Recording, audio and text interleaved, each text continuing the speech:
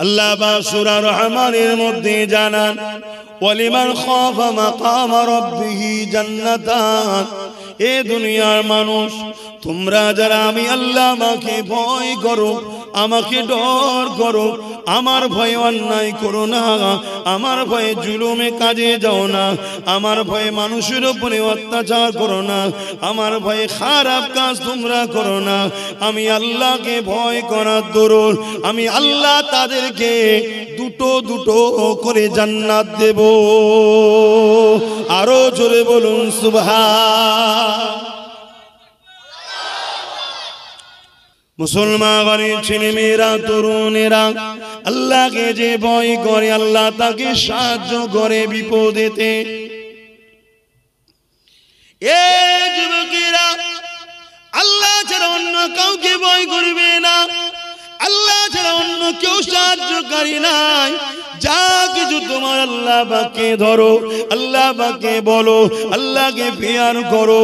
আল্লাহ জানিয়ে দিয়েছে তোমরা যারা আমাকে পেতে চাও, আমার হাবিবের হায় হ্যাঁ বলো, আমার হাবিবের নাই না বলো। এ যুবকের একদিন আমার নবী পাক এমন করে একটা গাছতলাতে শুয়ে রয়েছে, আর নবী আমার নায়ের কথা, ইনসাফের কথা বলে বলে তখনকার যারা শাসক ছিল তারা আমার নবী পাককে মারার জন্য ঘুরে বেড়ায়। আমার নবীকে একা পেয়ে এক জালিম তরোয়াল বার করেছে, আমার নবী পাককে মেরে দেবে। আল্লাহ নবীর পিছনে দাঁড়িয়ে আছে, নবী আমার ডান দিকে কাঁধে শুয়ে রয়েছে।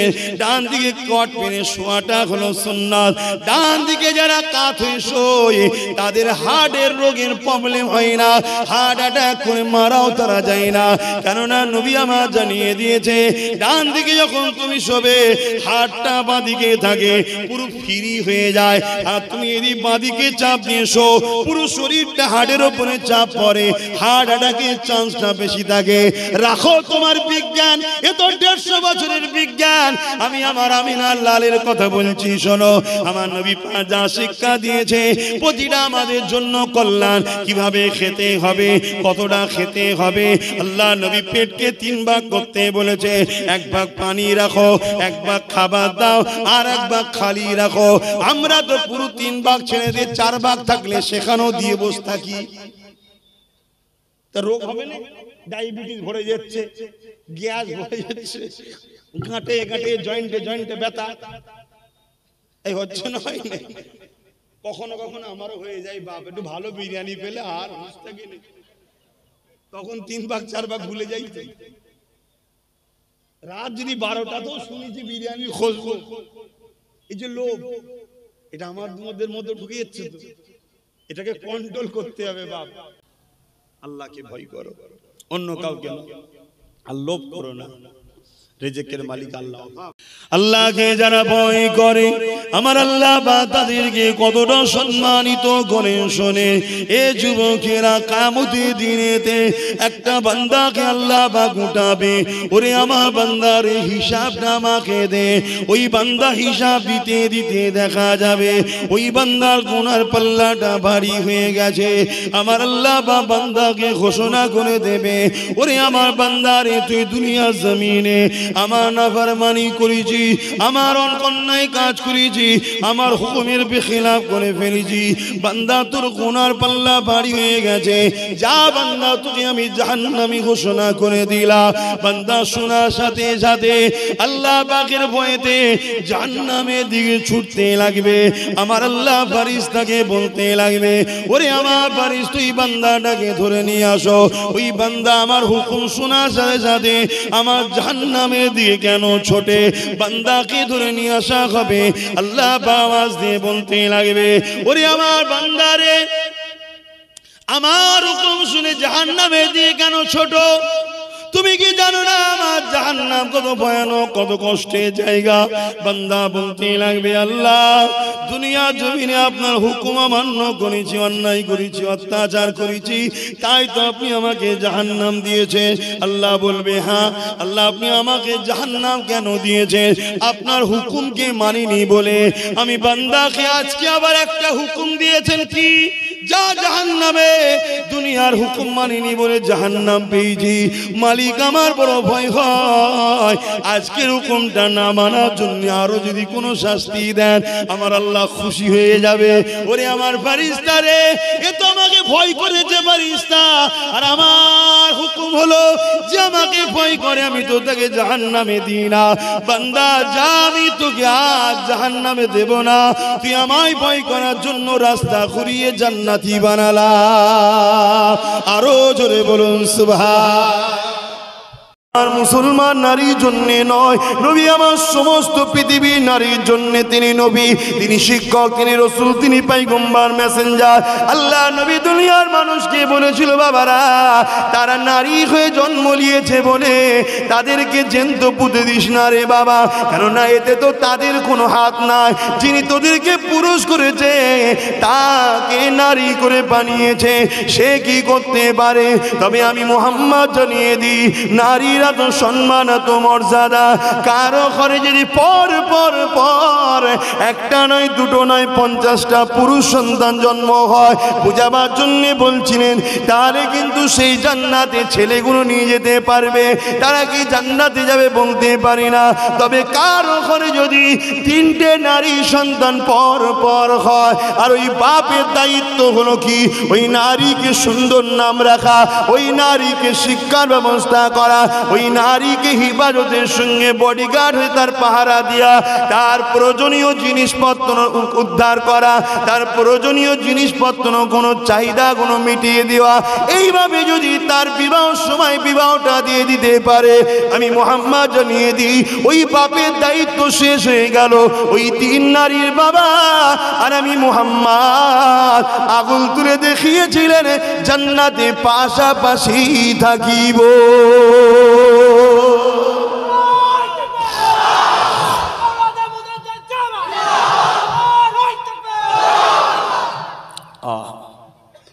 আজ থেকে 30 বছর আগে পিছিয়ে চলে যান, এই ভারতবর্ষে কোনোদিন বোরখা নিয়ে কোন স্কুল কলেজে বিতর্ক হয়েছে? কোনোদিন? অথচ আজকের আমাদের বোনেরা যতটা বোরখাকে ছেড়ে দিয়েছে, 30 বছর আগে বোরখা আরো বেশি পরতো, ঠিক না বেঠিক? হিজাব আরো বেশি করতো, ঠিক না বেঠিক? কিন্তু তাও কোনোদিনই হয়নি 30 বছর পিছিয়ে গেলে। কিন্তু আজকে হচ্ছে কেন? তাদের ঘুঁটি সাজানো হয়ে গেছে। তাদের যে প্ল্যান ছিল ইসলাম, হক, সত্য, মানবতা, সভ্যতা, ইনসাফ, ইনসানিয়াত, এটাকে মিটিয়ে দিয়ে ইবলিশের সাম্রাজ্য কায়েম করা। কথা বুঝছেন না? মানুষকে বিহাপনার দিকে টেনে নিয়ে যাওয়া, মানুষকে গরিবের দিকে টেনে নিয়ে যাওয়া, মানুষকে আল্লাহ মহান স্রষ্টার থেকে সরিয়ে দেওয়া, এই যে ইবলিসের একটা চক্রান্ত, সেই চক্রান্তর ঘুঁটি তারা সাজিয়ে ফেলেছে। এই একটা একটা একটা করে ধরছে, আর মহান স্রষ্টার যেই পাঠানো যে বাণী কোরআন এবং মুহাম্মদ সাল্লাল্লাহু আলাইহি ওয়াসাল্লাম যে রেখে যাওয়া সুন্নাত, সেইগুলোকে আস্তে আস্তে এরা মিটাতে চাইছে। আর এরা ঘুঁটি যে সাজিয়েছে, এদেরকে মিটাবার জন্যে, মিটাবার পাওয়ারে আমরাই কাঁধে করে নিয়ে বসেছি। আমরাই এদের জন্য জঙ্গল কেটে পরিষ্কার করে সুন্দর মহল তৈরি করে বসেছি। আমরাই ইসলামের ঘরের ছেলেরা। তুমি বাংলা নয়, সব জায়গায় পৃথিবীর কথা বলছে, আমাদেরই এদের অবদান আছে। তুমি ইতিহাস পড়ো না, দেখো না। তবে একটা কথা তোমাদেরকে কিন্তু মনকে নিরাশ করো না, তোমাদেরকে জানিয়ে দিই, যুগে যুগে যুগে যুগে যখনই পাপাচারটা পৃথিবীর বুকে খুব ব্যাপক আকার নেয়, তখনই আমার আল্লাহর পক্ষ থেকে একজন করে আবার আসে। তার 1500 বছর হয়ে গেল, কেউ কিন্তু এখন আসে না। আর এবারে কোনো নবীও আর আসবে না, এবারে শেষ একজন আসবে। পাপাচার যখন ব্যাপক আকার নেবে তখন আসবে। তিনি হলেন হযরত ইমাম মেহেদী আলাইহিস সালাম। সৌদি সহ ইসরায়েলের যারা দলদাস হয়ে আছে, দালালি করে, তারা সবাই কিন্তু ইমাম মেহেদী আলাইহিস সালামকে তালাশ করছে। কথা বুঝে আসছে না? কেন? আমার নবীর ভবিষ্যৎবাণী অনুযায়ী সব কটা কেস ঘটে গেছে। মক্কা শরীফে হাজিরা যেতে পারছে না, খুব গুটি কতক লোক। ঠিক এই রকম সময়ে যখন কেউ তওয়াফ করবে না, গুটি কতক লোক থাকবে, সেই সময় ইমাম মেহদী আলাইহিস সালাম মক্কা শরীফে তিনি একটা জায়গায় এক রায়াতে আছে তওয়াফ করবে, আর এক রায়াতে আছে সেজদা হালে পড়ে থাকবে। এই সময় 313 জন, কতজন? 313 জন। বদরে যেমন ছিল 313 জন, ওনাকে হাতে সর্বপ্রথম বায়াত নেবে, ওনাকে শেখ বলে, ইমাম বলে, পথ প্রদর্শক বলে, নেতা বলে মেনে নেবে। জোরে বলুন সুবহানাল্লাহ। সেই দিন এসে গেছে। এই পৃথিবীর জুলুম এখন খুব বড় আকার ধারণ করছে। পৃথিবীতে কোটি কোটি অসহায় মানুষের চোখের পানি ঝরছে, কোটি কোটি বোন কাঁদছে, কোটি কোটি মা কাঁদছে, কোটি কোটি স্ত্রী কাঁদছে। এই পৃথিবীর জমিনে কোটি কোটি অসহায় মানুষ আজ কাঁদছে। অত্যাচার বিভিন্ন দিক দিয়ে পাওয়ারের কাছে অত্যাচার হয়ে আছে, পাওয়ার অত্যাচার করছে। তাই আমার আল্লাহ তিনি কোরআনের আরেক জায়গায় বলেছে, হে আমার মাননেওয়ালারা, তোমরা যখন আমাকে ছেড়ে দিয়ে আমার বিরুদ্ধে যারা, আমার হাবিবের বিরুদ্ধে যারা, আমার দিনকে যারা ধ্বংস করতে চায়, তাদের যখন তুষামদি করবে, তাদেরকে যখন প্রাধান্য দেবে, তখন আমি আল্লাহ তাদেরকেই তোমাদের উপরে বসাবো, বসিয়ে তোমাদেরকে জিল্লাত দেবো, টাইট দেবো। সেটা ঘটছে ভাই, কথা বুঝছেন না, বোঝেন না?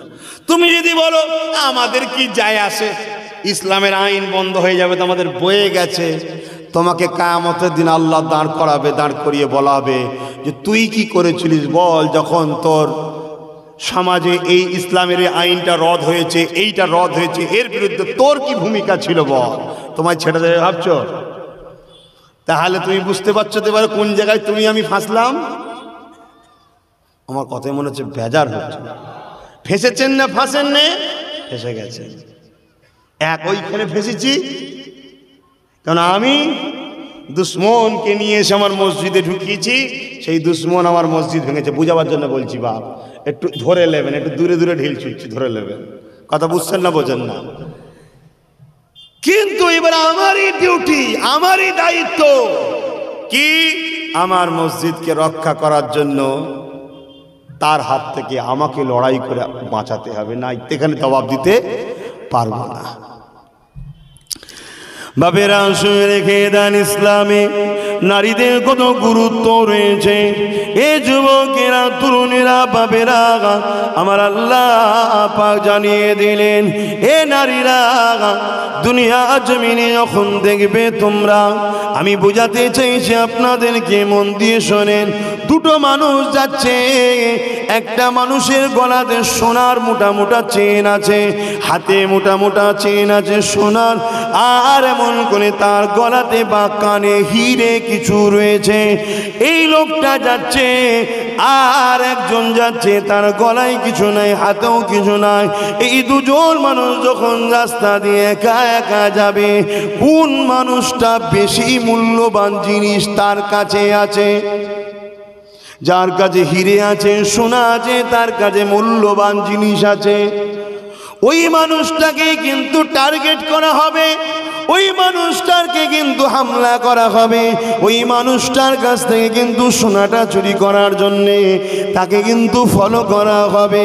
কিন্তু যার হাতেও নেই, গলায় না, তাকে কেউ কিন্তু গুরুত্ব দেবে না। এ নারীরা, পুরুষ দিকে আল্লাহ পাক গলা শূন্য, হাত শূন্য, গরিবী হালে পাঠিয়েছে।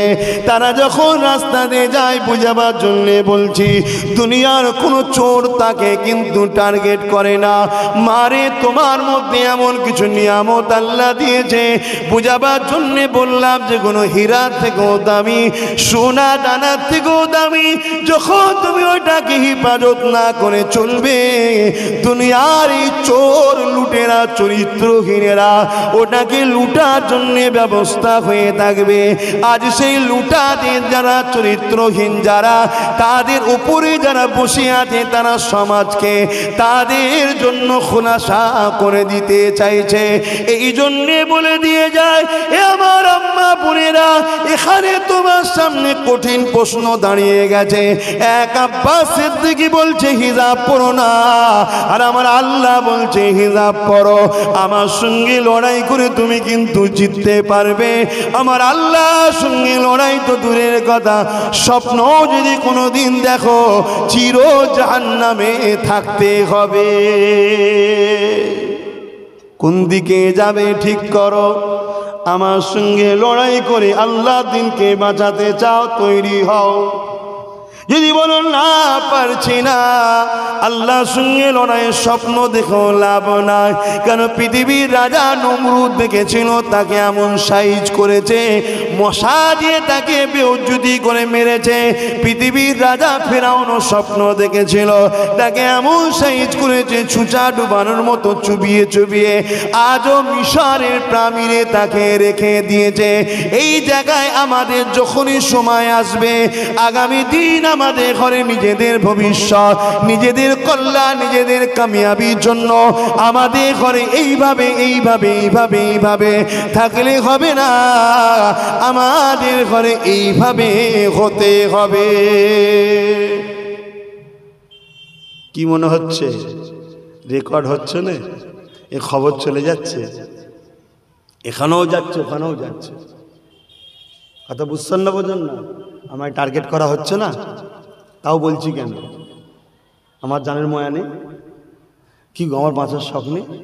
আমার বাপ মা নেই? আমার স্ত্রী পরিবার নেই? আমার জায়গা গাড়ি বাড়ি আমার নেই? কেন বলছি? কেন আমি জানি এটা আমার নয়, এটাকে আমি আদর করে যত্ন করে রাখতে পারবো না।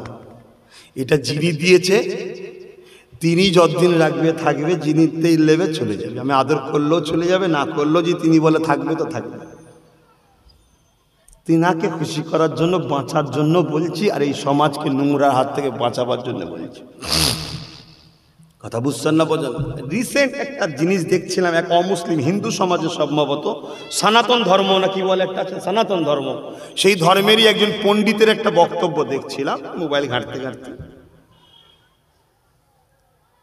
কথাটা কিন্তু খুব ভালো একটা কথা বললো, যেটা আমার ব্রেনে খুব লাগলো, একটু বলবো আমি।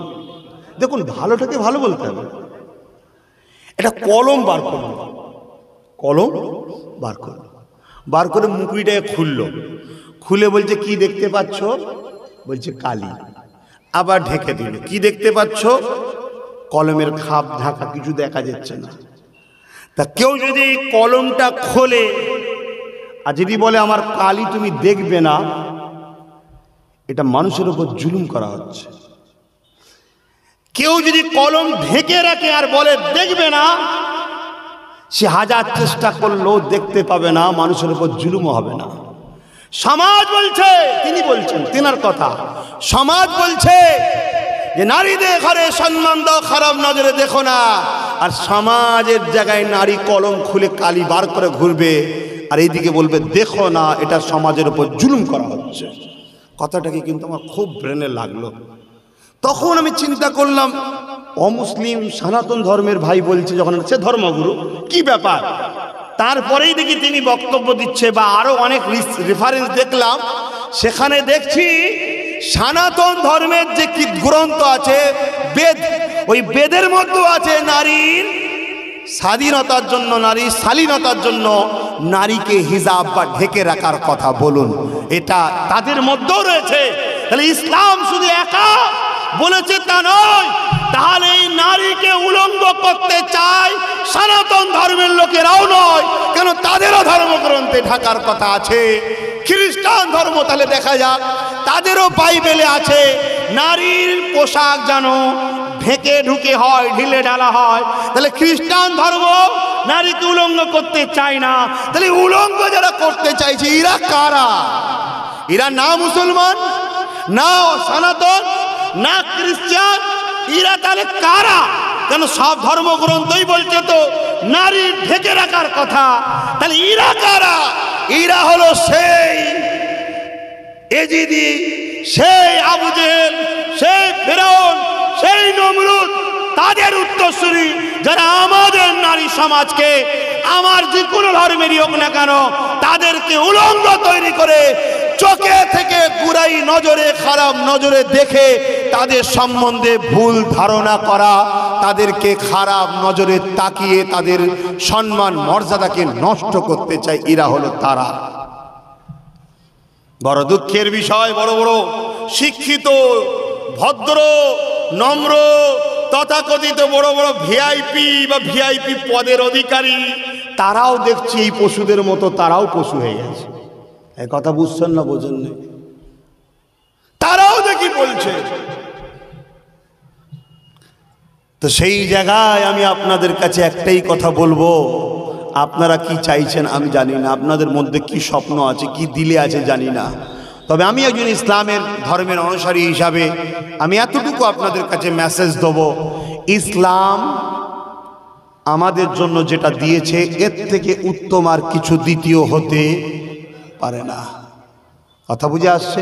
তাই নারীর জন্য ইসলাম যেটা দিয়েছে ওটা নারী যদি মনে করে আমি ভালো থাকতে চাই, তাহলে নারীর জন্য সব থেকে উত্তম ওটা। বিদায় নেবার আগে আমাদেরকে বলে দিয়ে যায় এবং গার্জেনগুলোকে বলে দিয়ে যায়, একটা নারীর কত সম্মান ইসলাম দিয়েছে দেখুন। অনেকে বলে নারীরা অধিকার পায়নি, এ মূর্খ, তোমার জানা নাই, জেনে নাও। আর নাই তুমি যদি ইসলামের বিদ্বেষী হও সেটাও প্রকাশ করে দাও। নারীদেরকে ইসলাম কতটা মর্যাদা দিয়েছে। এই যে বাপের সম্পত্তির ফারায়েজ হয়, ফারায়েজ পর্যন্ত বাপের সম্পত্তির অধিকার যেমন ছেলে পাবে মেয়েও পাবে, এটা ছিল না। পৃথিবীতে এরা মুছে গিয়েছিল। ঈসা সাল্লাম, মুসা সাল্লাম এসে যখন ছিল তখন আবার ছিল, এই 500 বছরে সব মুছে গেছিল। আল্লাহ নবী এসে আবার বোঝালেন, বাবারা, নারী যদি তোমার সন্তান হয়, পুরুষ যদি তোমার সন্তান হয়, পুরুষ যেমন তোমার শরীরের একটা অংশ, তোমার শরীরের রস থেকে পুরুষ তৈরি হয়েছে, তোমার এই শরীরের অংশ থেকে তো নারী হয়েছে, তাহলে পুরুষ যদি সম্পত্তির ভাগ পায়, নারী কেন পাবে না? কি জন্য সে পাবে না? কি অপরাধ সে করেছে? সে নারী হয়েছে বলে তাকে ছোট করা হচ্ছে না, না। শুনে রেখে দাও, ইসলাম নারীদের কি মর্যাদা এ দুনিয়ার মানুষ জানেন না, জেনে নেন। আল্লাহ নবী লড়াই করে দ্বিতীয় নম্বর নারীদের অধিকার, এই অধিকারের জন্য লড়াই করে নবী আমার নারীদের ঘরে বাপি সম্পত্তির ফারায়েজ করে দিয়েছে। সে আব্বাস সিদ্দিকীর আব্বা হোক আর আমার দাদু জান হোক, পৃথিবীর যত বড় লাট সাহেবই হোক, আল্লাহকে যে ভয় করে তাকে, নারীকে, ছেলেকে যেমন তার সম্পদের হক দেবে, নারীকেও হক দিতে হবে, তোমাদেরও দিতে হবে। শুনছো তো? হ্যাঁ, না ধরা পড়তে হবে। এইবারে নারী যদি খুশি মনে মাফ করে দেয় যে আমার আব্বা গরিব মানুষ, এইটুকু জিনিস আমার ভাইকে দেবে, আমায় দেবে, কোথা পাবে? আল্লাহ কারে আমার বড় ঘরে বিয়ে হয়ে গেছে, শুকিয়ে আছি, আমার ভাইটাই লিখ, মাফ, সেটা তার উপরে এখতিয়ার। শোনো, আর একটা কথা বলে দিয়ে যায়, তোমার ব্যবহারে ইসলামকে কেউ আঙুল দেখাবে এটা মেনে নেওয়া যাবে না। তাই শরিয়াতের কথা বলে যাচ্ছি। কোনো বাপ যদি মনে করে আমার মেয়ে, ও কার সাথে বেদবা আমার ব্যাপার, ওকে আবার জিজ্ঞেস করবো কেন? এই রকম এক ঘটনা আমার নবীর কাছে হয়েছিল, এসেছিল, হুজুর আমার আব্বা আমাকে জোর করে বেঁধে দিয়েছে। নবী বললেন, তোমার পাওয়া সংসার করবে না, ভাঙবে, এক্ষুনি বলো। তুমি যদি বলো এক্ষুনি হবে না, তো বিয়ে হবে না। শুনছেন না শোনেন না? এটা নারীদের হক, এটা বাপের হক নয়। বিয়ের ব্যাপারটা নারীর হক, নারীর ইজাজত নিতেই হবে। নারী যদি বলে যে হ্যাঁ আমি বিবাহ করবো ওখানে, তাহলে হবে, না তুমি যাই করো, বিয়ে হবে না। শুনছেন? তাহলে নারীদের অধিকার ইসলামে আছে না নাই? আমরা পুরুষরা মাহফিলে এসি, নারীগুলোকে তাড়িয়ে দিই, এগুলো ভুল। তারা হয়তো তোমাদের মতো ওপেন বসতে পারবে না, ইসলামে ফতোয়া আছে, দুটো পয়সা খরচ হোক, আরো বেশি করে চাঁদা তোলো, একটু দূরে হলেও ভালো, তাদের জন্য প্যান্ডেল করে আর করে তাদেরকেও সেখানে বসতে দাও, তারা তাও ধর্মকে শিখুক, তারাও ধর্ম সম্বন্ধে জানুক। আমার কথা কি বেজার হচ্ছে না? ধ্বংস হয়ে যাবে। জ্ঞান যদি না থাকে বুঝবে কি করে? বাপেরা, নজওয়ানের একটা নারী কত জায়গা থেকে টাকা পাই দেখুন। প্রথম নম্বর, বাপের সম্পত্তির হক পেল। ধরুন বাপ গরিব, সামান্য ছেলে পেয়েছে, সামান্য মেয়ে পেয়েছে, ছেলে কিন্তু আর দ্বিতীয় কোনো জায়গা থেকে পাবে না, ওকে মেহনত করে করে করে করে বড় হতে হবে। কিন্তু মেয়েটার বিবাহ হয়েছে ধনী ঘরে, ওই স্বামী সম্পত্তির হক সে পাবে। তার একটা ছেলে হয়েছে, সে আরো বড় ধনী হয়েছে, ওই ছেলেরও সম্পত্তির হক তার মা সে পাবে। কত জায়গাতে হক পাচ্ছে দেখছেন। আবার আর একটা জায়গা শুনে রেখে দা, আল্লাহ নবী নারীদের মর্যাদা কত বলেছে। আমরা কি করি, বাজাতে যখন যাই ছেলের আবদারটা আগে পূরণ করি, এটা নবীর সুন্নতের বেখেলাফ। শুনে রেখে দাও। বলবো যুবকরা কি বলছিস, বলবো জানতে হবে না, তোমার বাড়িতে তো মা আছে, মেয়ে আছে। আমরা মনে করি পুরুষ পুরুষ পুরুষ, আমার পাতি দেবে, ভবিষ্যৎ হবে না। নারীর মর্যাদা আল্লাহ দিয়েছে, তোমাকে দিতে হবে, নাই তুমি জাহিলিয়াতের মধ্যে তুমিও ধরা পড়ে যাবে। তাই জাহিলদের যেমন শাস্তি, তোমারও তেমন শাস্তি হবে। আর তুমি আল্লাহর বিধানকে সামনে রেখে নারীদের মর্যাদার কথা আল্লাহ যেটা দিয়েছে তুমি যদি ভাবো, সমাজে কিছু মূর্খ আছে শুধু একটা জায়গায় বলে নারী বেউজ্জতি হচ্ছে, নারীর নাকি স্বাধীনতা নেই। কি করলে স্বাধীনতা হবে? নারীকে ছোট ছোট কাপড় পরিয়ে দিলেই স্বাধীনতা হবে, বাকি নারীকে পেটো, নারীকে জুলুম করো। মাতাল স্বামী রাত 12টায় এসে ঘরে ঢুকবে, সেখানে বলবে না নারীর অত্যাচার হচ্ছে। যখনই বোরখা পরাবে এই মূর্খগুলো বলবে নারীর অত্যাচার হচ্ছে। বলে না, এই একটা জায়গাতেই শুধু বলছে অত্যাচার হচ্ছে, কি না বোরখা পরাই কেন। এ যুবকেরা, তরুণেরা, বাপেরা, নারীর মর্যাদা কত দিয়েছে ইসলাম শোনো। আল্লাহ নবী, নূর নবী, দয়ার নবী, নবী আমার যখন বাজার থেকে কিছু আনতে, আগে সমস্ত বাচ্চাগুলোর মধ্যে থেকে ছোট ছোট মহিলা সন্তানগুলোকে, নারীগুলোকে আগে তোফা দিতে তাদের সামনে রাখা হতো। তারা যেটা পছন্দ করে তুলে নেবে, তারপরে পুরুষ বাচ্চাগুলো নেবে। নারীর হকটা আগে দিয়েছে।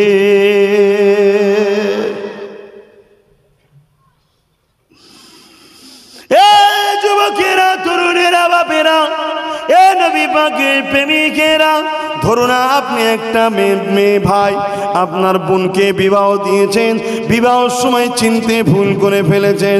এখন খবর এসছে 1 মাস পরে আপনার বোনের ওপরে আপনার বোনাই অত্যাচার করছে, জুলুম করছে, মদ খেয়ে রাত 12টায় এসে তাকে পিটছে। আপনি কি করবেন? কি করবেন? ইসলাম কি জানিয়েছে সেটা আপনি শোনো। সমাজের উভয় পক্ষের লোককে ডেকে নিয়ে প্রথম বসো, কেননা দুটো ছোট্ট ছোট্ট ফুলের মতো মানুষ, ওই স্বামীটাও হালকা বয়সের বাচ্চা বয়সে, আর নারীটাও ফুলের মতো একটা বাচ্চা বয়সে, হালকা বয়সে ভুল করেছে। উভয় সমাজকে ডেকে নিয়ে বসো, বসে একটা বড়রা গার্জেন হিসাবে থেকে ঠেট দাও, খবরদার দ্বিতীয়বার শরাব পান করবি না, আর খবরদার স্ত্রীর গায়ে হাত তুলবি না। শুনলো না? আর একটু এলাকা মানুষকে নিয়ে বসো, শুনলো না? তখন তুমি কি করবে? নিজের একেবারে পরিবারের লোকেদেরকে নিয়ে আবার বসলে। 3 বার যখন শুনলো না, ইসলাম তখন বলছে এই জায়গায় যদি ওই নারীটা থাকে, কোন দিন হয়তো আত্মহত্যা করে ফেলবে, বা কোন দিন হয়তো তোকে মারতে মারতে মেরে ফেলবে, বা কোন দিন হয়তো ওকে পুড়িয়ে দেবে। এক কাজ করো, ওর থেকে ওকে সরিয়ে নিয়ে সুন্দর একটা সুশীল ভদ্র জায়গাতে ওই ফুলের মতো তোমার বোনটাকে আবার তার হাতে তুলে দাও, তাকে বডিগার্ড হিসাবে পাহারাদার তার বানিয়ে দাও। কিন্তু এই সমাজ এত উলঙ্গ হয়ে গেছে, যদি তোমার স্বামী পিটিয়ে পিটিয়ে মেরেও ফেলে তথাপিও বলবে না, ওই স্বামী ছেড়ে আসতে পারবি না। বলে না? আজ ভুল হচ্ছে নাকি? কি গো, আজ ভুল করছি না তো? আমরা নারীদের মর্যাদাটাকে অনেক দূরে সরিয়ে দিয়েছি, নারীদের আলোচনাটাও কম হয়। এটাও আমাদের দোষ, আমাদের বলবো না, আমার দোষ, আমিও করিনি কম। কিন্তু এই বিষয়টা তুমি অন্য জায়গায় খবর লাও, তুমি প্রশ্ন করো যে সমাধান কি আছে, কেউ দিতে পারবে না সমাধান। ইসলামের সমাধান দিয়েছে, জোরে বলুন সুবহানাল্লাহ।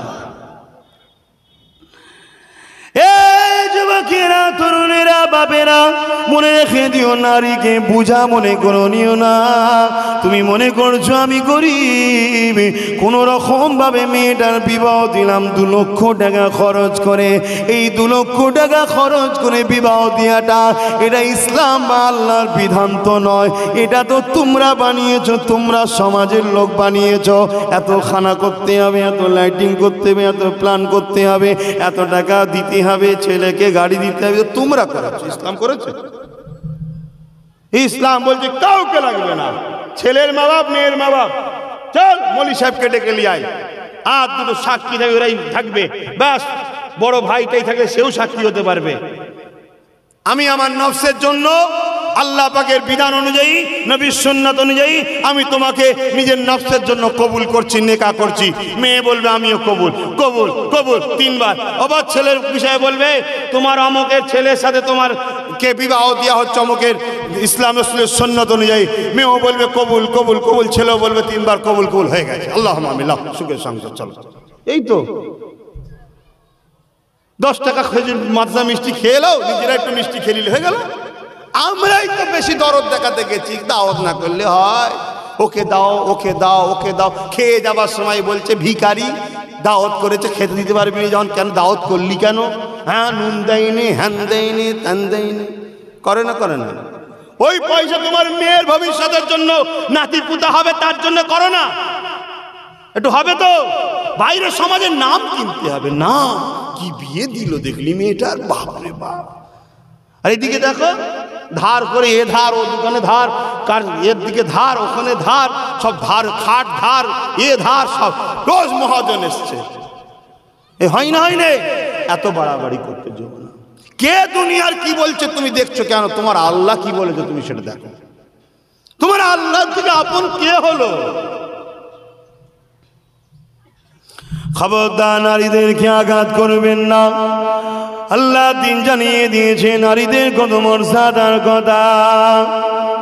এ যুবকেরা, তরুণীরা, বাপেরা, আল্লাহ নবী জানিয়ে দিলেন এ দুনিয়া মানুষেরা, আমি নবী মুহাম্মদ রসুল বলে দিয়ে গেলাম। ফাতেমা হলো আমার শরীরের একটা টুকরো। ফাতেমাকে আমার নবী কিভাবে মানুষ করেছিল, পৃথিবীর জমিনে আমার রসুলের মতো শ্রেষ্ঠ আব্বার কেউ হতে পারবে না গো। এই ফাতেমাকে রসুল কতটা ভালোবেসেছিল সেটা তোমাদের আমাকে দেখতেই হবে। আর হযরতে ফাতেমা আমার আল্লাহকে কতটা ভালোবেসেছিল সেটাও তোমাকে আমাকে দেখতে হবে। হযরতে ফাতেমা যখন মৃত্যুর সময় এসে যায়, হযরতে ফাতেমা বলেছিলেন, হে আমার প্রাণের স্বামী, আমি আপনার কাছে একটা কথা রাখলাম, আমি যখন ইন্তেকাল হয়ে যাব আমাকে রাত্রে দাফন কাফন করবেন এবং আমার খাটিয়ার উপরে মোটা করে কাপড় দিয়ে দেবে। জিজ্ঞাসা করা হয়েছিল কেন? এই জন্য ফাতেমা বলেছিল, কেউ না দুনিয়ার পুরুষ বলতে পারে ফাতেমা পেটে ছিল, কি ফাতেমা মোটা ছিল, কি ফাতেমা রুগা ছিল, কি ফাতেমা লম্বা ছিল, কেমন ভাবে নিজেকে আল্লাহর খুশির জন্য গুটিয়ে রেখেছিল। এ আমার আম্মা বোনেরা, আজ দুনিয়ার জমিনে আমাদেরকে ডাক্তার হতে হবে, অবশ্যই লেডি ডাক্তারের দরকার আছে, কিন্তু আল্লাহর বিধানকে মিটিয়ে দিয়ে নয়, আল্লাহর বিধানের মধ্যে থেকে। কিন্তু আজকে দুনিয়ার একদল চালি যারা মুসলমানদের ক্ষতি চায়, এই সন্ত্রাসগুলো দেখে নিয়েছে। মুসলমান ঘরের মেয়েগুলো আজ অনেক আগিয়ে চলে যাচ্ছে, তারা লেডি ডাক্তার হয়ে যাচ্ছে, তারা স্কুল মাস্টার হচ্ছে, তারা শিক্ষিত হয়ে যাচ্ছে।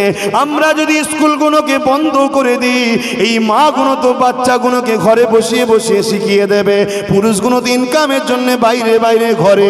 তাই এই মুসলিম সমাজকে যে আমরা মূর্খ বানাতে চাইছি, কিন্তু এদেরকে তো রুকা যাবে না।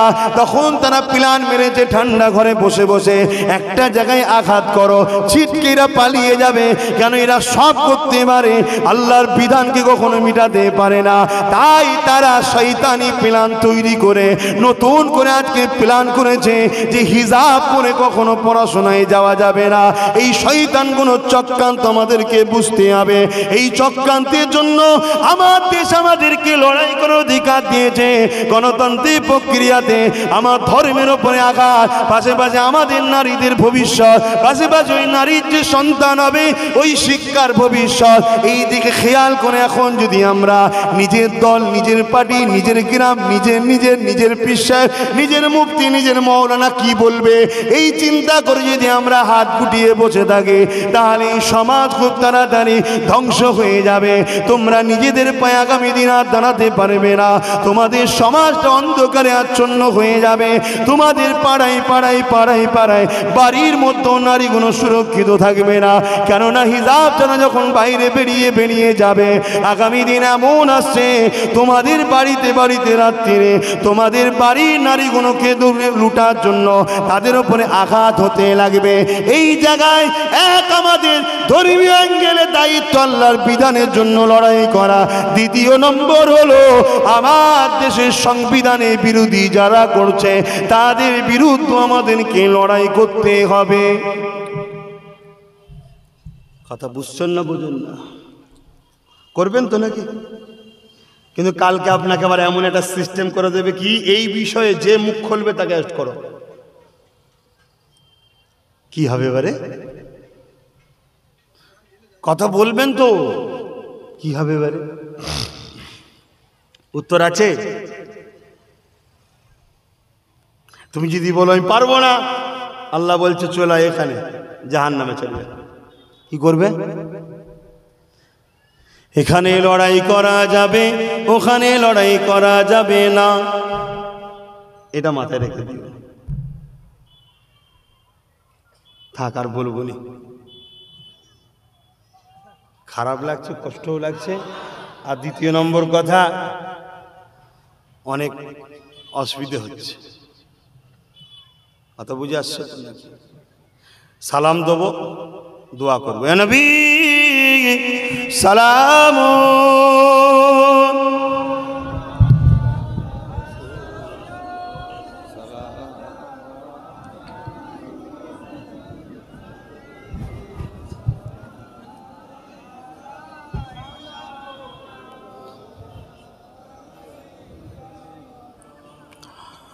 طلع البدر علينا من شنيعة الوداع وجب الشكر علينا ما دعا لله أحداي يا نبي سلام يا رسول سلام يا حبيب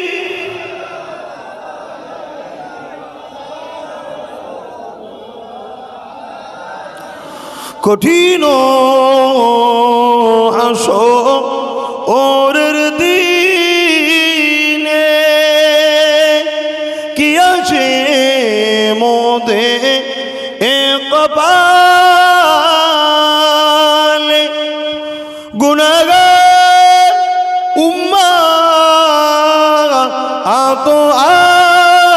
আপনার লইবে সঙ্গে এ মাশরে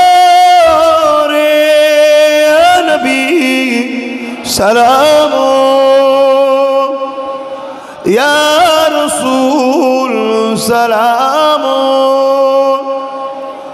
ইয়া হাবিব সালাওয়াতুল্লাহ। সকলে গায়ে গায়ে বসিয়া রব্বি সাল্লিম ওয়া সাল্লিম দাইমান আবাদা। বিসমিল্লাহ শরীফ 11 বার, দুরূদ শরীফ 3 বার, শরীফা 10 বার, সূরা ইখলাস শরীফ দোয়া হবে। তারপরেই আপনারা মসজিদে নামাজ পড়ে নেবেন। কথা বুঝে আসছে? আমার বাপ ভাইরা, এই মাহফিল হচ্ছে এটা একটা ইসলামিক কাজ, ঠিক না বেঠিক? একটা একটা একটা একটা করে আপনার অঙ্গ থেকে সব কিছু কেটে কেটে যদি বাদ দিয়ে দেয় আপনি সহ্য করতে পারবেন। তবুও আমার যদি কেটে বাদ দেয় আমি সহ্য করে নেব, কিন্তু আমার ভালোবাসার যিনি ইসলামের ওপরে কেউ কাটলে সহ্য করা যায়? কে কে সহ্য করতে পারবেন না একটু হাত তুলে দেখান। মারহাবা। যদি এটা সত্য হাত হয়, আগামী দিন একটু ভেবে ভেবে হাত নামান, চলতে হবে ভেবে ভেবে। যে ক্ষমতায় তারা গণতান্ত্রিক দেশের সংবিধানকে বুড়াগোল দেখিয়ে একটা ধর্মের উপরে ডাইরেক্ট একটা ধর্মীয় কাজে আঘাত দেওয়ার সাহস পাচ্ছে, ওই ক্ষমতা আমাদেরকে দখল করতে হবে। কথা বুঝে আসছে? আর পাশাপাশি আমাদের প্রত্যেকটা মা বোন খুশি মনে আল্লাহর আইন মানবো আমরা। নামাজ রোজা হজ যাকাত যা আছে সাথে পর্দা, এটা আল্লাহর হুকুম। কথা বুঝে আসছে? 100 বার ডিস্টার্ব করুক, 100 বার আমি যাব। কথা বুঝে আসছে না? নাই? তো এই জায়গাটা আপনারা মাথায় রাখবেন। আর মনে রাখবেন, এগুলো আল্লাহ পাকের একটা পরীক্ষা। তেলাওয়াত করছেন তো? এগুলো আল্লাহ পাকের একটা পরীক্ষা। এই মাহফিল হচ্ছে খুশি না বেজার? যার যা খুশি একটু বার করুন, একটু মাহফিলে দিতে হবে। পরের বছর হবে তো নাকি? ইনশাল্লাহ। শয়তান তো কোনোদিন চাইবে না যে আল্লাহর দিনের কাজ হোক, কিন্তু আমরা কি শয়তানকে সাপোর্ট করব? আল্লাহর দিনকে সাপোর্ট করব, ঠিক না বেটি? অতএব যা যা খুশি দেন, কোনো চাপাচাপি নেই। 3 দিন ইসালে সাহেবে যাচ্ছেন তো ইনশাল্লাহ? আমার ওই সব ছেলেগুলো রয়েছে, এই জলসা নাকি তারাই করছে শুনছি, তাই তো নাকি? হ্যাঁ, সব নলেজ সিটির মাঠে সকালে তো বলে দিই, আব্বাস ভাই ওদের সব দায়িত্বে, মেন দায়িত্বে আছে।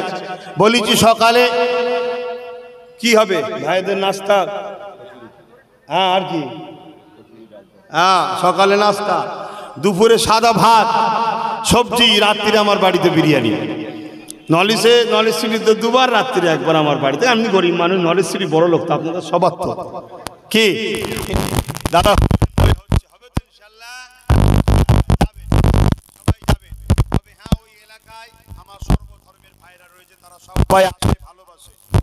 এবং 3 দিন ইশাল সাহেব তাদেরকেই ভলেন্টিয়ার করে দিই অনেককে আমি, তারাই ভলেন্টিয়ার হয়ে যায় যে ভাই আপনাদের দেখাশোনা। তাদের সঙ্গে কথা তর্ক করবেন না, যেখানে গাড়ি পার্কিংয়ের কথা বলবে সেখানে পার্কিং। সবচেয়ে বড় কথা, আমার বাড়ির সামনে থেকে টোটো যায় নলেজ সিটি। কথা বুঝে আসছে না? যেতে 10 টাকা, আসতে 10 টাকা, একটু খরচ হোক না রে বাবা। একদম সোজা চলে যাবে মাঠের মুখ করে, সামান্য একটুখানি ব্যাস, একদম সবচেয়ে ভালো গাড়ি ওখানে বেশি। কেন এখন অসুবিধা, কিছু কিছু কথা আছে ডাইরেক্ট বললে বুঝে নিতে হয়, বেশি বলা যায় না। তবে যে কথা বলছি, আপনার কাছে 2টো রাস্তা, এক আল্লাহ দিনের বিরুদ্ধে একটা কথা, আর একটা দিনের পক্ষের কথা। আল্লাহ দিনের পক্ষের কথা মানলে আল্লাহর বিরোধী যারা, তারা দুনিয়ায় আপনাকে জুলুম করবে। আপনি এই জুলুমের ভয়ে আল্লাহ দিনের বেখিলাফ কোনো কাজ করে জাহান্নামে যেতে রাজি আছেন? জোরে বলুন, রাজি আছেন? কিন্তু আল্লাহ দিনের বিরুদ্ধে যারা, তাদের সঙ্গে লড়াই করা আমাদের জন্য ফরজ, করতেই হবে। 2 নম্বর, আমার দেশ আমাদের ঘরে লড়াই করার স্বাধীনতাও দিয়েছে। আমার উপরে যদি কেউ আঘাত দেয়, তাহলে দেশও পক্ষে, ধর্ম পক্ষে, ঠিক না বেঠিক? তবে সেই লড়াইটা আমাদের ঘরে হিকমতের সাথে, কি বলে, গণতন্ত্রের সাথে দেশের যে খাঁচা আছে সেটাকে প্রাধান্য দিয়ে কিন্তু আগাতে হবে। এমন করতে গিয়ে আমার দেশের যেন কোনো ক্ষতি না হয়। কেন কিছু লোক এটাকে হিন্দু মুসলমান করতে চাইছে না, চাইনে। কিছু লোক বলতে বুঝতে পারছেন না, একটা দল রয়েছে সরকার, বুঝতে পারছেন না, ও শুধু হিন্দু মুসলমান করতে চাইছে না। এখানে হিন্দু মুসলমানের ফ্যাক্ট নয়, লক্ষ লক্ষ আমার হিন্দু ভাইরা তারা এই বিষয়টাকে ধিক্কার জানাচ্ছে যে একটা ধর্মের উপর আঘাত দেওয়া হচ্ছে। আমার অন্য ধর্মের ভাইরাও ধিক্কার জানাচ্ছে ধর্মের উপর আঘাত দেওয়া হচ্ছে। তারাও দেশের পক্ষে, গণতন্ত্রের পক্ষে, দেশবাসী হিসাবে আমাদেরকে তারা ভালোবাসে, ঠিক না বেঠিক? 2-4টে লোক রাজনীতির রুটি শাকার জন্য এই সব করে নিজেদের মধ্যে ফিতনা লাগাতে চাইছে। তাদের ফিতনাটা এমন জায়গায় চলে যায় যেখানে আমার দেশের মধ্যে যেন আমাদের মধ্যে ভুল বুঝাবুঝি না হয়। এইটাকে মাথায় রেখে আমাদেরকে আগাতে হবে, ঠিক না বেঠিক? আমাদের লড়াই আমার দেশ ও দেশবাসীর বিরুদ্ধে নয়, আমাদের লড়াই দেশের বিরুদ্ধে, দেশের সংবিধানের বিরুদ্ধে যারা, এবং আমার ইসলামের বিরুদ্ধে যারা, তাদের সাথে, ঠিক না বেঠিক? যারা দেশের বিরুদ্ধে, দেশের সংবিধানের বিরুদ্ধে, ইসলামের বিরুদ্ধে, তাদের সঙ্গে লড়াই। আমাদের লড়াই দেশের বিরুদ্ধেও নয়, দেশবাসীর বিরুদ্ধেও নয়, ঠিক না বেঠিক? একটু বুঝে বুঝে চলতে হয়, জোশ আনো, হুঁশ হারিয়ে নয়। তাই বলবো, এসেছেন ভালো জায়গায়, ভালোভাবে বসুন। আসেন আমরা কোরআন সুন্নাহর আলোকে দিন ইসলামের গুটিগত কথা আলোচনা করি। আল্লাহ আমাকে বলার তৌফিক দিক, আপনাদের ঘরে শোনার তৌফিক দিক, উভয়কে বেশি বেশি করে আমল করার তৌফিক দান করে। বলুন আমিন। মোহাব্বত দরুদ পড়েন। আল্লাহুম্মা সাল্লি আলা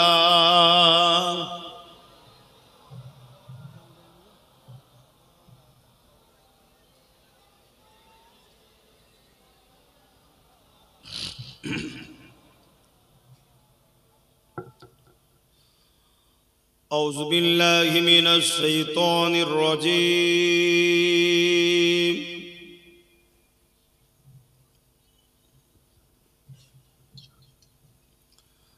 بسم الله الرحمن الرحيم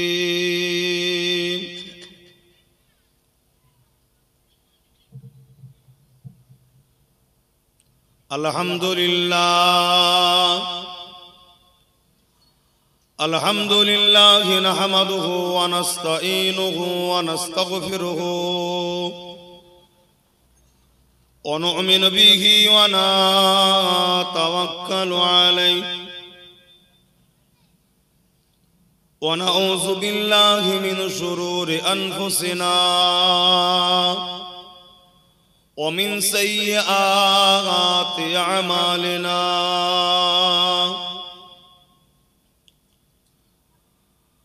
من يهدي الله فلا مضل له ومن يضلله فلا هادي له ونشهد أن لا إله إلا الله وحده لا شريك له ونشهد أن سيدنا وحبيبنا ومولانا محمدا عبده ورسوله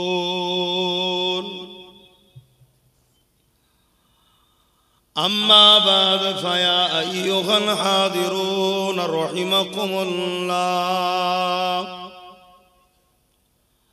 قال الله تعالى في كلام المزيد والفرقان الحميد إن الله وملائكته يصلون على النبي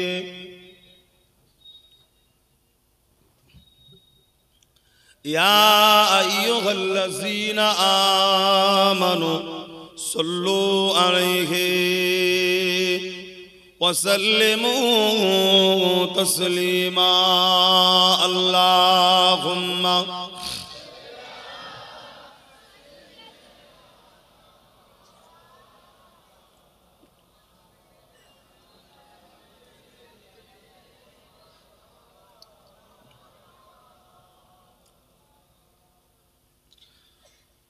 झुम करना ते सरवार मैं पढ़ता रहूं सो के दीदार में दिल मचलता रही কি হলো বলদিকে কেন হন বিজচ্ছ আবার তো ধুলো উঠবে হ্যাঁ ওই দিকে লিখো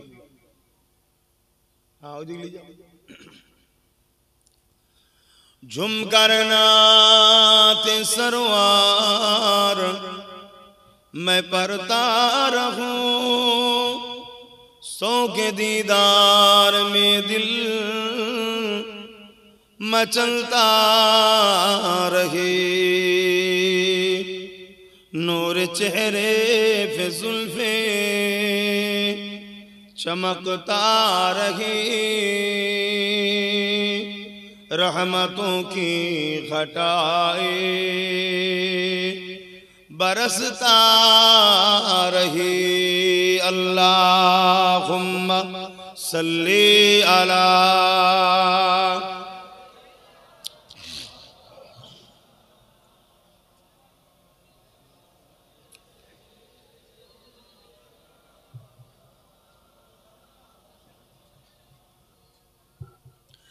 कलमे ला इलाहा इल्लल्लाह ला इलाहा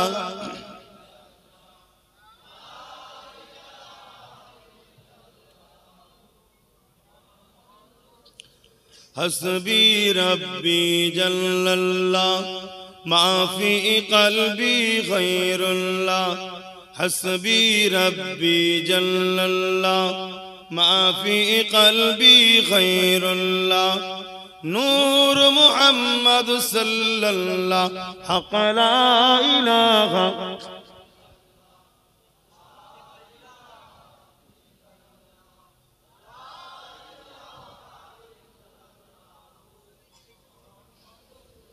कलमे ला इलाहा इल्लल्लाह ला इलाहा जोरे जोरे पढ़े ला इलाहा इल्लल्लाह ला इलाहा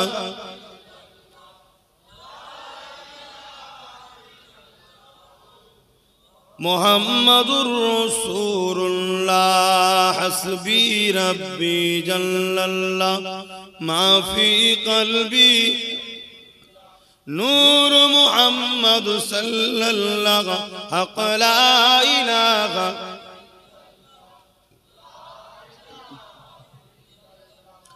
ला इलाहा इल्लल्लाह मुहम्मदुर रसूलुल्लाह अल्लाहुम्मा सल्ली अला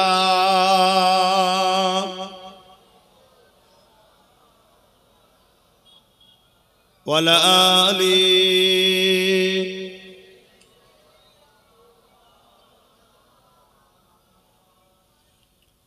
वक़ाल अल्लाहु तआला फी कलामिल मजीद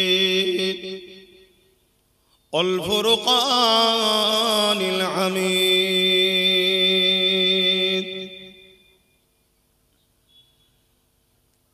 वमा खलक़तुल जिन्ना वल इंसा इल्ला लियाबुदून। আমার আব্বা জানেরা, আমার নওজোয়ান তরুণেরা, যুবকেরা, ছোট ছোট বাচ্চারা, পর্দায় অবস্থিত আমাদের আম্মা জানেরা, আমাদের বোনেরা, ওলামা হযরত, হাফেজে কোরআন, নামাজি, মুত্তাকি, পরহেজগার ইমাম সাহেবগণেরা, এই পৃথিবীতে হাজারো ধর্ম আছে, যার যার বিশ্বাস, ভক্তি, ভালোবাসা তার কাছে। খবরদার কারো ধর্মের উপরে, কারো ধর্মের বিশ্বাসের উপরে কটুকতা আঘাত দেবেন না। আমার রাসূল, আমার ইসলাম নিষেধ করেছে। আমাদেরটা আমরা মানব, আমরা আমাদেরটা নিয়ে খুশি হব, আমরা আমাদের ধর্মীয় কর্মকাণ্ড করব। আমাদের ধর্মের নাম হলো ইসলাম। তবে তেতো হলো অতি সত্য কথা, এই পৃথিবী জুড়ে বারবার একদল মানবরূপী পশুরা আমার ইসলামকে নিয়ে, আমার কোরআনকে নিয়ে, আমার রসুলকে নিয়ে, আমার আল্লাহকে নিয়ে, আমার মসজিদ মাদ্রাসা নিয়ে নানা রকম মিথ্যা প্রোপাগান্ডা চালিয়ে আসছে, চালাচ্ছে। কারণ একটা, ইসলাম শুধু ধর্ম নীতি শিক্ষা দিবার নাম নয়, ইসলাম একটা মানুষের দুনিয়াবি কল্যাণ ও আখিরাতের পুরো কল্যাণের সমস্যার সমাধান করে নাজাত দিবার রাস্তার নাম। জোরে বলুন সুবহানাল্লাহ। যেখানে ধর্মনীতিও আছে, কিভাবে তুমি প্রভুর ইবাদত বান্দাগি করবে, এখানে পরিবেশ নীতিও আছে, ইসলামে এডুকেশন নীতি আছে, ইসলামে সমাজ নীতি আছে, ইসলামে প্রতিবেশ নীতি আছে, ইসলামে সম্প্রীতির নীতি আছে, ইসলামে রাষ্ট্রনীতি আছে, ইসলামে এডুকেশন নীতি আছে, ইসলামে অর্থনীতির নীতি আছে, ইসলামে রাজনীতিও আছে। একটা মানুষের জিন্দেগিতে যা প্রয়োজন সব রাস্তার গাইড, সঠিক রাস্তা দেখাবার নাম হলো ইসলাম। জোরে বলুন সুবহানাল্লাহ। ইসলাম মজলুমের পক্ষে দাঁড়িয়ে জালিমের বিরুদ্ধে লড়াই করার নাম ইসলাম। যদি আপনারা আমার রসুলের জীবন আদর্শ দেখেন, একটা প্রশ্ন তো আসতেই পারে যে বারবার ইসলামের উপরই মানুষের এত আঘাত কেন? কখনো ফিল্মের মাধ্যম দিয়ে, কখনো কার্টুনের মাধ্যম দিয়ে, কখনো মিথ্যা কেসের মাধ্যম দিয়ে, নানান দিক দিয়ে ইসলামের উপরই আঘাত কেন?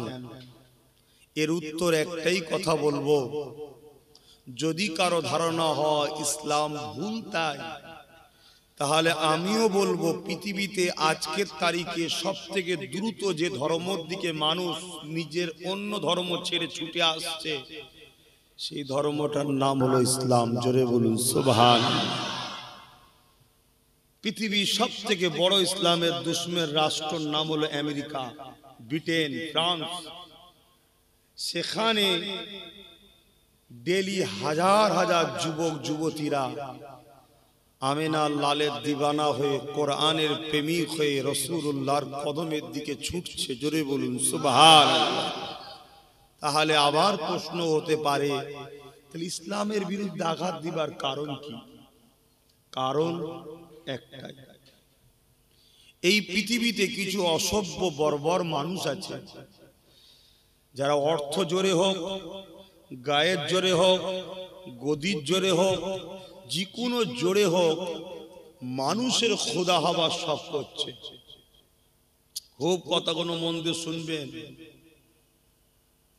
আমি আপনাদেরকে যে কথাগুলো বলছি খুব ভালোভাবে বুঝুন। যদি না মন দিয়ে শোনেন, না বোঝেন, এই ছেলেগুলোকে তোমাদের মতো বড় হতে হবে না, তার আগে কাফন পড়তে হবে। এমন দিকে দুনিয়া ছুটছে। আপনাদের একটু বাড়িতে সমস্যা হলে তো কেঁদে কোকিয়ে ঘর থেকে বেরোনো বন্ধ করে ফেলেন, আর আমাদের রোজকের মুসিবত নিয়ে আমরা ঘুরে বেড়াই, বুকে ব্যথা নিয়েও আমরা ঘুরে বেড়াই। উদ্দেশ্য একটা, যাতে করে আপনারা সঠিক পথটা পান, কমসে কম ইজ্জতের রুটিটা পান, কম হোক ইজ্জতের পান, এবং পরকালে যাতে রসুলের শাফাআত চালিয়ে জান্নাতে যেতে পারেন। এজন্যে বাপ, যদি পেটের জ্বালায় জলসা করি মাসে একটা করলেই যথেষ্ট। আমি আপনাকে চ্যালেঞ্জ দিচ্ছি, বছরে 12টা জলসা করবো, একটা জলসা 5 লক্ষ কোটি টাকা লোবা। আমি বলছি আমার জলসা করার লোক আছে, আমাকে দাওয়াত করার লোক আছে। আপনি হয়তো অবাক হচ্ছেন, 5 লাখ দিয়ে তোমায় কে নিয়ে আসবে? কে বলেছে? শুধু ঘোষণা করে দেবো যে তোর জেলাতে, শুধু তোর গ্রামেই যাবো, তোর এলাকায় আর কোনো জায়গায় যাবো না। আমার যতই জেলার ভালোবাসার মানুষ আছে সবাই সেখানে ছুটবে, আর কমিটি আমাকে দিবার জন্য তৈরি হয়ে আছে। আপনি কি ভাবছেন জানি না, এই কথাটা বললাম বলে ভেজাল নিলেন নাকি? আমি শুধু একটা জিনিস বুঝাতে চাইছি, আমাকে আর 10টার সাথে মিশাবে না। পেটের জ্বালায় আসেনি বাপ আমার, ভাই আমার, মা আমার, বোন আমার। আমি তোমাদেরকে বাঁচাবার চেষ্টা করছি, আজ থেকে নয়। আর এই বাঁচাবার রাস্তায় চলতে গিয়ে কখনো মাকে গাল খেয়েছি, কখনো বাপকে গাল খেয়েছি, কখনো নিজে অত্যাচারিত হয়েছি, কখনো নিজের সমস্যায় পড়েছি। আর এখন আমার ছোট ভাইটা সবসময় বিপদে পড়ছে, ওটা আমার জন্যই হচ্ছে। আমি ওকে না বেঁচেছি, সবকিছুকে প্রতিজ্ঞা করে, সবকিছুকে অপেক্ষা করে পিছুবার কোনো ব্যাপার নেই, ভয় খাবার কোনো ব্যাপার নেই, শুধু দুঃখের একটা ব্যাপার। আপনারা যদি কথাগুলো না শোনেন কষ্ট পাবো, আর কথাগুলো যদি আপনারা নেন আলহামদুলিল্লাহ, আবার এই জমিনের গরিব হাসবে, এতিম সম্মান পাবে, বিধবা অধিকার পাবে। মুসলিম হোক, অমুসলিম হোক, আদিবাসী, সাঁওতাল, ব্যক্তি, যে কোনো ধর্মের মায়ের ইজ্জত লুট বন্ধ হবে। মায়েদেরকে খেলনা যে বানানোর চেষ্টা চলছে, কোনো বন্ধ হয়ে যাবে যদি আপনারা আমার কথাকে গুরুত্ব দিয়ে রাস্তায় চলেন। আমি চ্যালেঞ্জ দিচ্ছি, হতেই হবে। কেন আমি সেই ঘরের ছেলে যারা পৃথিবীকে সন্ত্রাস মুক্ত করেছে, যারা পৃথিবীকে অত্যাচারী মুক্ত করেছে, যারা পৃথিবী থেকে নেশা মুক্ত করেছে, যারা পৃথিবীর মেয়েগুলোকে জ্যান্ত কুঁতা হতো বন্ধ করেছে, যারা পৃথিবীর কথা বলছে, এটা ছোট জায়গার কথা বলছি নি, জিনারা করেছেন, আমি সেই ঘরের ছেলে আপনাদের বলছি। ও আম্মা বিনিআমাতি রাব্বিকা ফাহাদ্দিস, আবার শুকরিয়া আদায় করছে আল্লাহ, অহংকার নয়, এটা আপনাদের বিশ্বাসের জন্য বলছি। এই পৃথিবীতে একদল মানবরূপী পশু আছে যারা মানুষ